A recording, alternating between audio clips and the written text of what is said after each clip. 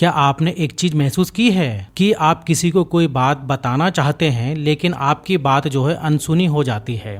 जब भी आप किसी अपने यारे प्यारे दोस्त से, रिश्तेदार से, मित्र से कोई बात कह रहे हो तो वो बात जो है सुनते ही नहीं है या फिर सुनने का दिखावा करते हैं और असल में जो है वो बात जो है सुनते ही नहीं है। जब ये बात हमको महसूस होती है तो हमको बहुत बुरा लगता है। लेकिन कभी आपने गौर किया है कि आपकी बातों को क्यों अनसुना किया जाता है? इसका सबसे बड़ा कारण होता है आपकी ज़्यादा बोलने की आदत। जी हाँ, आप जितनी ज़्यादा बोलते हैं सामने वालों की नज़रों में उतने ही ज़्यादा सामान्य आदमी हो जाते हैं। आप खुद सोचिए, अगर एक ही तरह की सब्जी आपको रोज़ मिलने लग जाए खाने में तो आप क्या उसको खाना पसंद करेंगे? जाहिर है आप नहीं खाएंगे। इसी तरीके से आप जब हर वक्त बोलते ही रहते हो तो सामने वाला आपकी बातों से ऊब जाता है और वह जो है आपकी बातों को अनसुना करने लग जाता है। शब्द मोती की तरह होते हैं और मोतियों को ऐसे ही वेस्ट नहीं किया जाता, उन्हें बचाकर रखा जाता है। जब आप मौन रहने लगेंगे, चुप रहने लगेंगे और ज़रूरत के टाइम बोलेंगे, तब आप महसूस करेंगे कि आपकी बातों को जो है सब लोग कितनी ध्यान से सुनते हैं और तब आपको यह भी महसूस होगा कि आपकी बातें सब लोगों के ऊपर कितना प्रभाव छोड़ रही है। वहाँ एक कहावत है ना कि जब कहने को हो तभी कहना, अगर कुछ कहना चाहते हो तो चुप ही रहना। आज की कहानी जो मैं आपको सुनाने जा रहा हूँ उसे सुनकर आपको उन परिस्थितियों के बारे में पता चल जाएगा जिनमें आपको हमेशा चुप रहना चाहिए। ये कहानी सुनकर आपको पता चलेगा कि आपको कब और कितना बोलना है। इससे पहले कि आप हमारी कहानी में खो जाएं, इस चैनल को सब्सक्राइब जरूर कर लीजिए। तो चलिए कहानी शुरू करते हैं। एक बार की बात है, एक गुरु जो है एक शिष्य के बहुत ज़्यादा बोलने से परेशान था। वह जब भी किसी से मिलता तो मिलने के बाद अपने मित्रों के सामने उसके बारे में अपने विचार देना शुरू कर देता। उससे कोई पूछे या ना पूछे, वह अपने आसपास के लगभग हर चीज के बारे में अपनी राय देना शुरू कर देता। आश्रम में रहने वाले लगभग हर शिक्षक और हर छात्र के बारे में उसकी अपनी सकारात्मक या नकारात्मक राय थी, जिसे वो बिना सोचे समझे लोगों के सामने रख देता था। जब भी आश्रम में रहने वाला कोई दूसरा छात्र अपनी कोई समस्या लेकर उसके पास आता तो वह जो है उसकी पूरी बात सुने बिना ही उसे सलाह देना शुरू कर देता। वह अक्सर अपने मित्रों को भी शिक्षा देता रहता था कि तुम्हें यह काम ऐसे करना है, वो काम वैसे करना चाहिए। उसे अपने आसपास की चीज़ों के बारे में जो भी आधा अधूरा ज्ञान होता वह जो है उन्हें देना शुरू कर देता। मित्रों गपशप करते समय वह बोल बोल कर उस ज्ञान का दिखावा करता था। उसकी इन हरकतों की वजह से आश्रम का कोई भी छात्र या शिक्षक उसे गंभीरता से नहीं लेता। अक्सर उसके साथ पढ़ने वाले छात्र उससे दूर रहने की कोशिश करते क्योंकि हर बात पर जो है वो उन्हें सलाह देना शुरू कर देता। कोई भी उसे अपना मित्र बनाना नहीं चाहता था। सब उससे दूर ही रहना पसंद करते थे और अक्सर आश्रम में रहने वाले दूसरे छात्र उसके पीठ पीछे उसके इन आदतों की वजह से उसका मजाक भी बनाते थे। ऐसा नहीं था कि उस लड़के को नहीं पता था, उस लड़के को भी पता था कि उसकी ज़्यादा बोलने की आदत की वजह से कोई भी उसे पसंद नहीं करता था। वो भी अपनी इस आदत को बदलना चाहता था, लेकिन वह चाहकर भी हर बात पर अपनी राय देने की आदत को छोड़ ही नहीं पा रहा था। एक दिन वह अपने गुरु के पास गया और अपनी सारी समस्या अपने गुरु को बताई। गुरु ने कहा, बेटा, ज़्यादा इंसान वही बोलता है जिसे लगता है कि वह सब कुछ जानता है।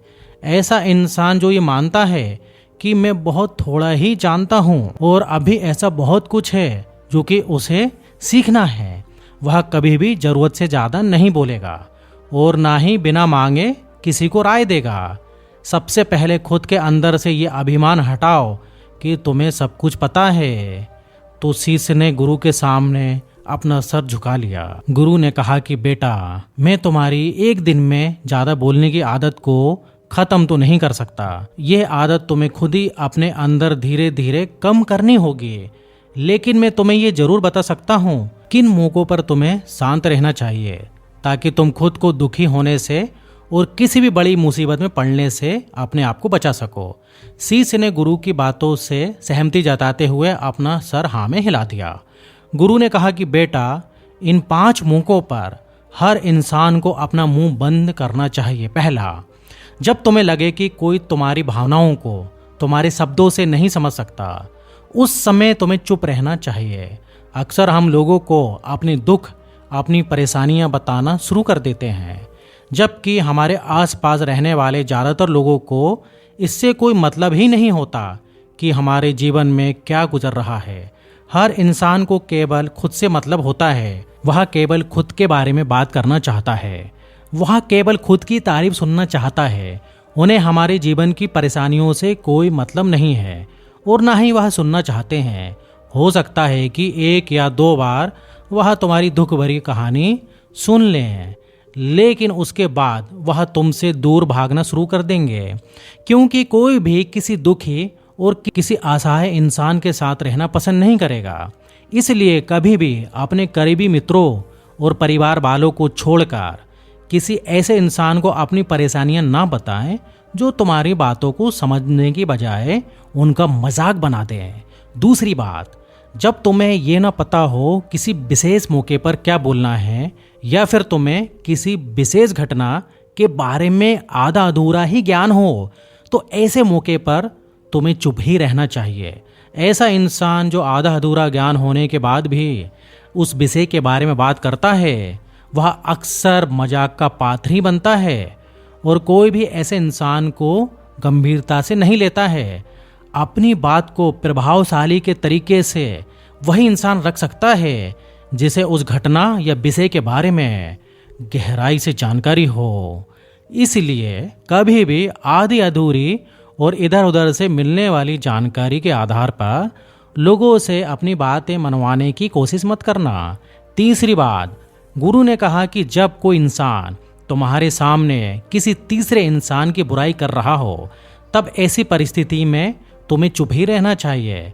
तुम्हें कभी भी ऐसी नकारात्मक बातचीत का हिस्सा नहीं बनना चाहिए, क्योंकि आज जो इंसान तुम्हारे सामने किसी तीसरे इंसान की बुराई कर रहा है, वही कल और के सामने तुम्हारी भी बुराई करेगा।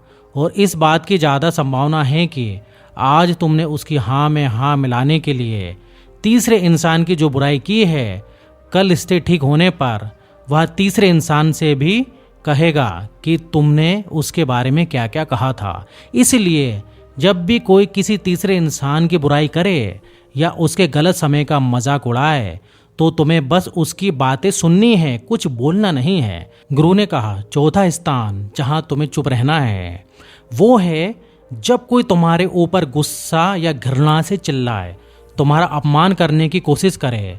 तब ऐसी परिस्थिति में तुम चुप रहकर सामने वाले के गुस्से और घृणा को कम कर सकते हो। साथ ही तुम स्थिति को खराब होने से बचा भी सकते हो।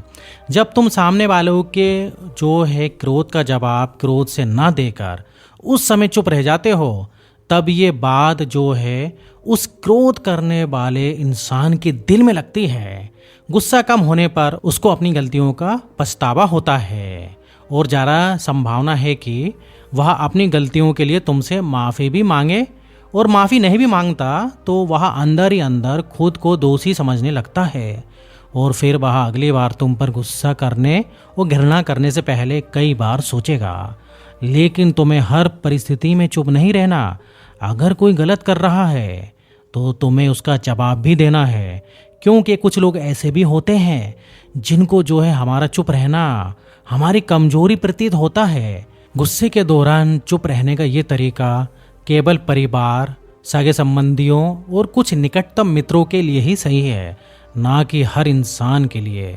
अगर तुम हर जगह चुप रहने लग गए तो इसका मतलब लोग ये निकालेंगे कि तुम कायर हो, तुम डरपोक हो, दूसरों के सामने कुछ बोल नहीं सकते।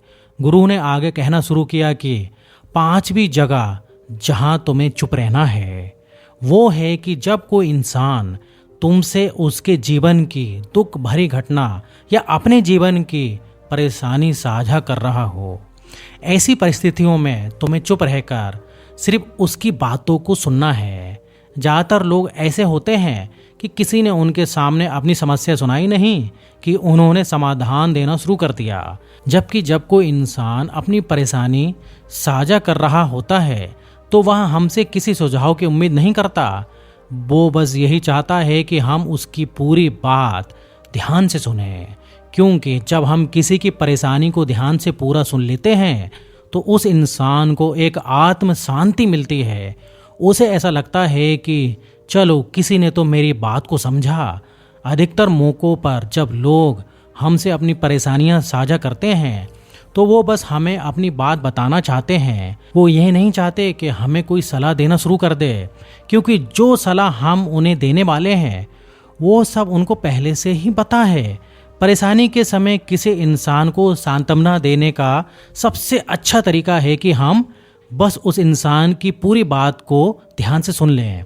जब हम लोगों की बातों को बिना उन्हें बीच में रोके और बिना किसी सलाह दिए पूरे ध्यान से सुनते हैं तो उनकी नज़रों में हमारे लिए सम्मान और स्नेह का भाव पैदा हो जाता है। हम ज़्यादा गंभीर, समझदार और शांत दिमाग वाले इंसान प्रतीत होते हैं। इसलिए जब भी अगली बार तुम्हें कोई अपनी परेशानी बताए तो बस उनकी बातों को ध्यान से सुन लेना, और जब तक वह तुमसे सलाह ना मांगे तो उन्हें किसी भी प्रकार की सलाह मत देना। गुरु ने कहा कि मेरी एक बात तुम हमेशा याद रखना, जब तुम कम बोलते हो तो लोग तुम्हारी तरफ ज़्यादा आकर्षित होते हैं। वह जानना चाहते हैं कि तुम क्या हो और तुम क्या सोचते हो और तुम्हारी सोच क्या है। अपने गुरु की ये बातें वह शीश तो समझ गया, लेकिन क्या आप भी इन बातों को समझ पाए? तो दोस्तों, चुप रहने के बहुत से फ़ायदे होते हैं। उसका सबसे बड़ा फ़ायदा ये होता है, चुप रहने से हम बातों को गहराई से समझ पाते हैं और हमारा ध्यान भी गहरा होते चला जाता है। लेकिन मौन भी दो तरीकों के होते हैं, एक जुबान से मौन, एक आंतरिक मौन। तो हमें दोनों तरीकों के मौनों को अपनाना है। ऐसा नहीं है कि हम ऊपर से तो चुप हैं लेकिन अंदर हमारे तूफान मचा हुआ है। तरह तरह के विचार आ रहे हैं, तरह तरह के सलाह पैदा हो रही है कि मैं भी अपनी सलाह इस बैठक में प्रस्तुत करूंगा। देखिए, जब आप ऊपर से मौन होना शुरू करते हैं तभी आपको अंदर की हलचल पता चल जाती है, और जब आपको अपने अंदर की हलचल पता चलने लगती है तो आप उसका निरीक्षण करना शुरू कर देते हैं और धीरे धीरे आप अंदर से भी मौन हो जाते हैं। और जब आप अंदर से मौन हो जाते हैं तो आपको परमानंद का एहसास होता है। तब आपको पता चलने लगता है कि ध्यान क्या होता है, ध्यान का आनंद क्या होता है। ऊपर से मौन होने के बाद जैसे जैसे आप ध्यान करते जाएंगे आप अंदर से भी मौन होते जाएंगे। तो दोस्तों, कैसी लगी आपको ये कहानी कमेंट सेक्शन में ज़रूर बताएं, और अच्छी लगे तो इस चैनल को सब्सक्राइब करना ना भूलें। तो मिलते हैं अगली कहानी में, तब तक अपना ख्याल रखें।